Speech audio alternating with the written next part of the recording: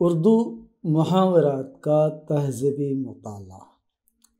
مصنفہ محترمہ عشرت جہاں ہاشمی۔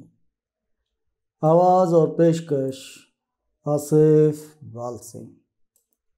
آج کا محاورہ ابجد خواں ہونا۔ معنی مفہوم: الف ب ت پڑھنے یا جاننے والا، نو آموز، حرف شناس، سیکھنے کا آغاز کرنے والا، مبتدی، نو مشق۔ پس منظر، کہانی، تہذیبی روایات۔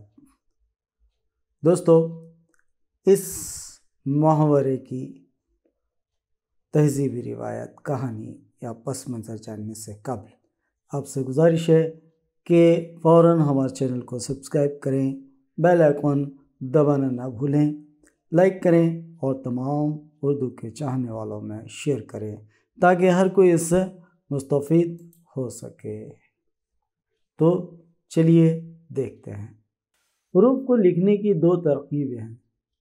ایک وہ جس کو ہم حروف تہجی کی ترکیب کہتے ہیں یا اردو والے الف ب ت کے سلسلے سے وابستہ کرتے ہیں۔ دوسرا وہ سلسلہ یا ترتیب ہے جن کو حروف ابجد سے وابستہ کیا جاتا ہے۔ ابجد، حوض، حتی، کلمن، صافس، قرشت، سخص، زوزق، یہی وہ حروف کی ترتیب ہے جس میں ان حروف کے اعداد مقرر کیے جاتے ہیں۔ ابجدی ترتیب یوں ہے، جیسے الف کے لیے 1، ب کے لیے 2، جیم کے لیے 3، اسی طرح ضاد کے لیے 800، زوئے کے لیے 900، غین کے لیے 1000۔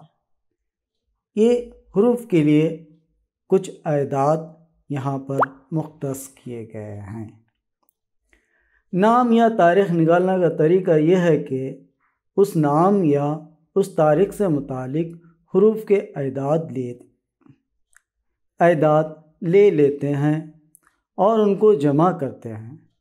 حاصل جمع جو بھی عدد ہوتا ہے اس سے تاریخ کا اندازہ لگا سکتے ہیں۔ مسلمانوں میں 2 ہی سنین جاری رہے ہیں، ایک ہجری، دوسرا عیسوی۔ عیسوی سن بھی کم نکالا جاتا ہے۔ ہندو سنبت استعمال کرتے ہیں، یعنی جس کو ہم ہندی سال کہتے ہیں، لیکن ان کے ہاں تاریخ نکالنے کا کوئی دستور نہیں ہے، اس لیے ان کے ہاں سے، خ، زال، ضاد، زوئے اور غین استعمال ہی نہیں ہوتے۔ جب یہ حروف ہی ان کے زبان میں شامل نہیں تو ان کے اعداد وہ کیسے مقرر کرے؟ غرض کہ ان حروف سے جو ترتیب قائم ہوتی ہے اسے ابجدی ترتیب کہتے ہیں۔ اس کے برعکس الف ب ت سے جو ترتیب قائم ہوتی ہے اسے ترتیب حروف ہجا کہا جاتا ہے۔ یہاں محاورہ میں ابجد خواں کہا گیا ہے، اس سے مراد صرف الف ب ت سے لی گئی ہے، حروف ابجد نہیں۔ یعنی میرا معاملہ تو صرف حروف شناسی کی حد سے آگے نہیں بڑھتا۔